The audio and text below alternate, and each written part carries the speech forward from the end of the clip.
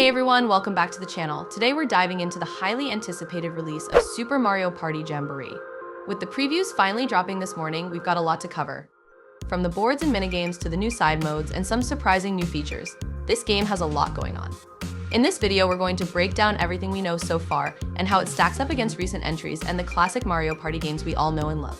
Before we get into the nitty-gritty, I want to thank each and every one of you for tuning in. Your support means the world to me.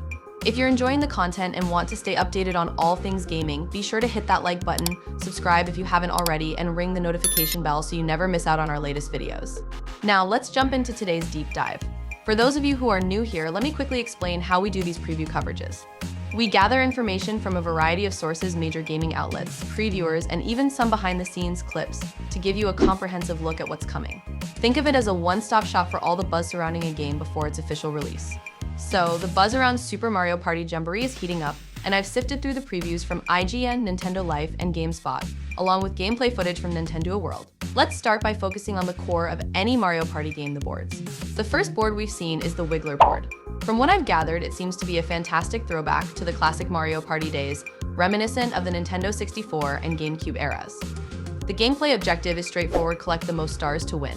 It's simple, but effective, and brings back that classic Mario Party charm that fans have been craving. The stars are back at a price of 20 coins each. Gone are the days of 10 coin stars or the confusing pricing from previous titles. 20 coins seem like the perfect balance, enough to make them a coveted prize without making them too easy or too hard to obtain. Shops are sprinkled throughout the map, offering a variety of items, including some returning favorites and new additions like the Wiggler Bell. This item is particularly interesting because it causes Wiggler to move around the board, changing the layout and creating new pathways. This dynamic element adds an extra layer of strategy to the game and keeps things fresh. Moving on to the presentation, this game has received a lot of praise for its improved visual and animation quality. According to several previews, there are dynamic camera movements that follow characters as they navigate the board. This adds a cinematic feel to the game and enhances the overall experience. The animations for running, jumping, and celebrating are detailed and lively, reflecting a lot of care and effort from the developers. A notable point is that the game appears to run smoothly with no major hiccups, and there's none of the quirky, often off-putting elements that marred previous titles. It's a return to form for Mario Party, with a focus on delivering a classic experience without unnecessary frills. One feature making a comeback is the Ally mode, but with a new twist. This time, allies appear directly on the board. For example, in a preview by Nintendo Life, Donkey Kong appeared towards the end of the game as an ally. Donkey Kong and other characters can participate in minigames and interact with the board, providing strategic advantages until the end of the game. It's a nice touch that adds depth to the gameplay. Now let's shift gears to the minigames. This is where things get really exciting. Every preview I've read has been glowing about the quality of the minigames in Super Mario Party Jamboree. The variety is impressive, with options ranging from motion controls and button timing to thoughtful challenges that require quick thinking. One area where there was a minor criticism was the crane minigame. Nintendo Life pointed out that the player controlling the crane seemed overpowered, making it difficult for the other players to win. However, this is just one game out of many, and the general consensus is that the majority of the minigames are highly enjoyable. Returning minigames have been highlighted as a strong point, which is great news for fans of classic Mario Party. The new minigames are also receiving praise for their creativity and fun factor. Now, let's talk about something that has me incredibly excited: boss battles. We've seen a preview of a boss battle against a giant sting bee from Mario 3D World. The gameplay involves platforming across moving platforms and attacking the boss with a health bar similar to Mario Party 9 and 10. Boss battles were a standout feature in those games, and their return is a welcome addition.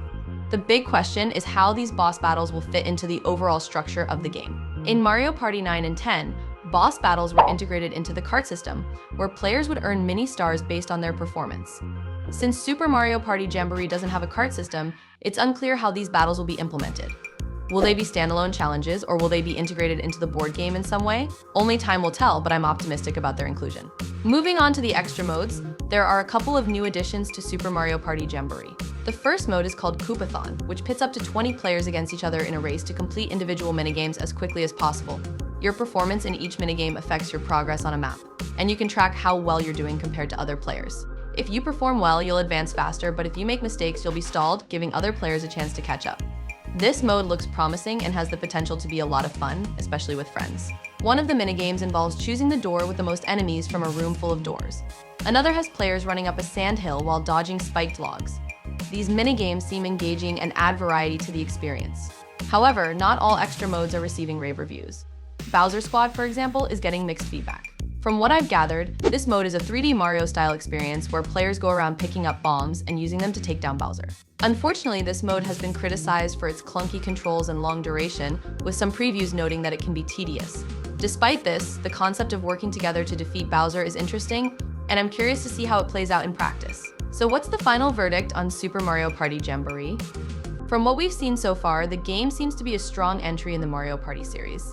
The return to classic board game mechanics, the exciting new minigames, and the inclusion of boss battles all point to a game that has a lot of potential to please both longtime fans and newcomers. Of course, there are always a few rough edges to iron out, and the extra modes will need to prove themselves once players get their hands on the game. But overall, the previews are overwhelmingly positive, and I'm personally thrilled to see what Super Mario Party Jamboree has in store. I'd love to hear your thoughts on the game. What are you most excited about? Do you have any concerns or questions? Drop your comments below and let's get a conversation going. Don't forget to like this video if you enjoyed it, subscribe to the channel for more gaming updates, and hit that notification bell so you never miss a new upload. Thanks for watching, and until next time, happy gaming.